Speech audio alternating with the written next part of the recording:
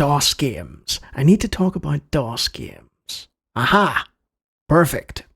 Medal of Honor Allied Assault 2, Medal of Honor Killer, To Hell with EA, is a first-person shooter set in World War II by new studio Infinity Ward. Due to licensing issues, it was renamed Call of Duty.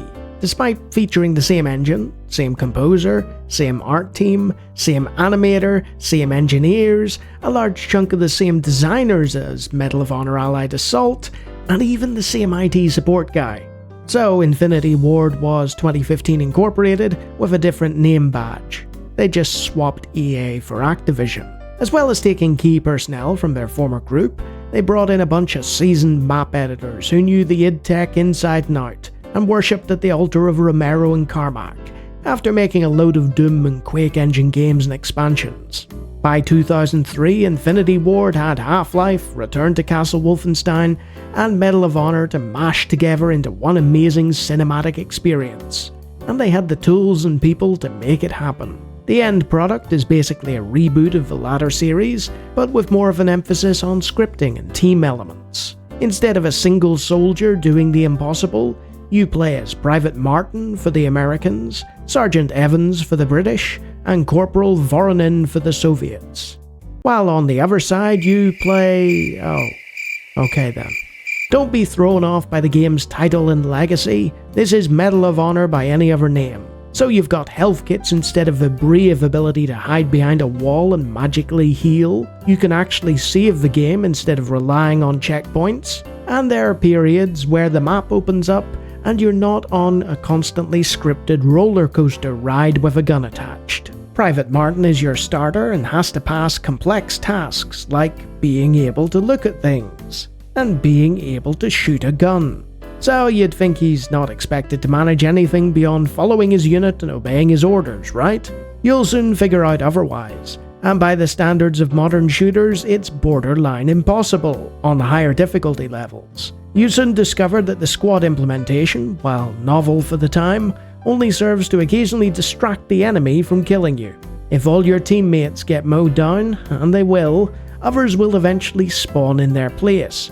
Then there are the car sequences. Oh, the car sequences. If you improbably get past the American campaign despite being a modern COD player who struggles to tie their shoelaces, then the difficulty is turned up a notch. You'll face even more tanks, dive bombers, and increasingly hostile forces rather adept at killing you. Fortunately, none of this matters, as you're paired up with the greatest character in military shooter history, Captain Price, a mustachioed invincible bulwark of British stiff upper lip. The term "run it back" is when you want to repeat something, and the team decided that the British campaign was a good place to do it. So you have secret plans to uncover, infiltration of a boat by posing as officers, destruction of anti-aircraft guns, and an airport sequence. Hardened Medal of Honor aficionados will nod in appreciation of this. Plus the maps are different enough that it's not a simple rehash, but even they will look at the Soviet campaign with widened eyes.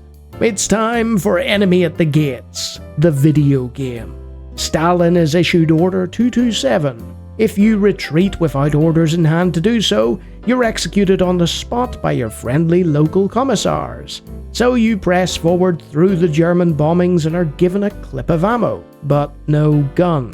You're then used as bait for German fire, as you keep getting mowed down by ruthless idtech 3 AI. You make it to Red Square, and watch retreating men gunned down, in case you needed a reminder.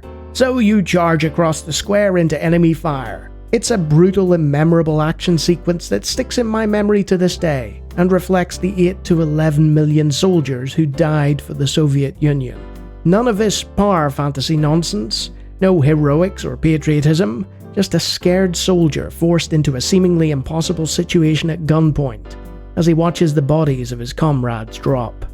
Call of Duty was the last great military shooter released on the legendary idtech 3 engine, and signifies a turning point in first-person shooters from skill-based open-map games into heavily scripted cinematic experiences. Its sequel was much easier, with health regeneration and a more forgiving campaign. The first game's title will always mean that every so often a baffled COD fan will go back and play it to see just how far the series has come. Those of us who know what it really is will remember it for being one of the last in a great triumvirate of military shooters before mainstream adoption ruined everything. What do you mean it's not a DOS game?